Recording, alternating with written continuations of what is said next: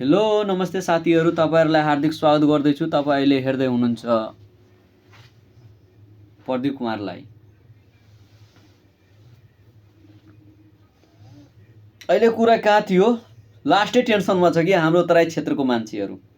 थाहा छ के टेन्सनमा छ? बाल्ने सरकारले ट्याक्स बढाइदियो अरे, बोर्डरको ट्याक्स बढाइदिएको छ। अब कसरी व्यापार गर्ने? त्यति महँगो सामान ल्याउने, कति रुपियाँमा बेच्ने, के फाइदा हुन्छ? त्यस्तो टेन्सन चल्दैछ कि अहिले तराई क्षेत्रमा।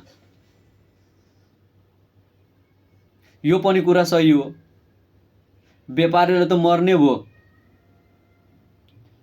त्यसो भए म के भन्न चाहन्छु तपाईहरुलाई, कमाउनु भन्दा बढी नि छोराछोरी माथि ध्यान दिनु, पढाउनमा। अनि के हुन्छ, घरेलु उत्पाद बढी विकास हुन्छ।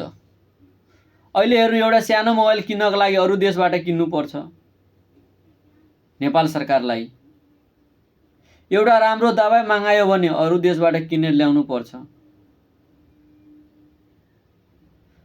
अनि धेरै कुराहरु छ यस्तो कि भनेपछि सबै सामान अक्सर 75% सामान हामीले विदेशीको सामान युज गरिरहेको छु पुरै नेपालमा।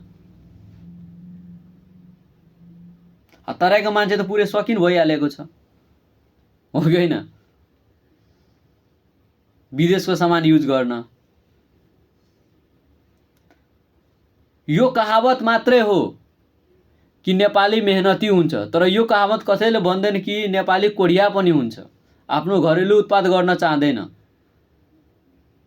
त्यसैले त्यही जुन कहावत कुरा पुरै उड्दै थियो नि, त्यो पुच्छर काट्नको लागि बालेन सरकारले मलाई लाग्दैछ यो ट्याक्स बढाएको छ।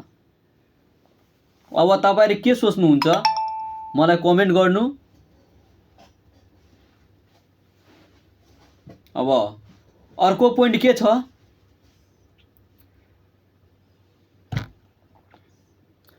आफ्नो गाम समाजमा सम्मेलन गर्नु।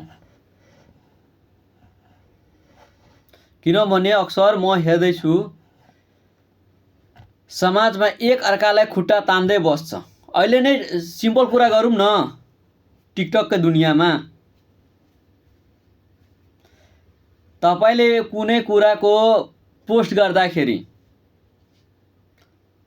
समाजको मान्छे जुड्दैन, तर बाहिर मान्छेहरु जुडिहाल्छ, हो कि हैन साथी? फर्स्टैचोटी पोस्ट गर्दाखेरि त के हुन्छ, बाहिरको मान्छे जुडिहाल्छ, तर आफ्नो नजदिकको मान्छे छिटो जुड्दैन, कोही कोही जुडिहाल्छ। यस्तो कि खुट्टा तान्ने आफ्नो समाजमा धेरै छ, तर सपोर्ट गर्ने छैन। यो छैन कि सपोज एउटा मान्छे आयो, अब त्यसलाई समर्थन गर्नको लागि र जुम त, मलाई छँदैछ त्यो पनि, म तिम्रो साथमा जाँदैछु, हिँड त त्यो ठाउँमा, म पनि रहौँला। त्यस्तो सोच छैन। हे जसलाई छ त्यसलाई छ, मलाई छ हट, त्यस्तो क्या? त्यस्तो सोचले साथीहरु कहिले पनि अगाडि बढ्न सक्दैन, बुझ्यो?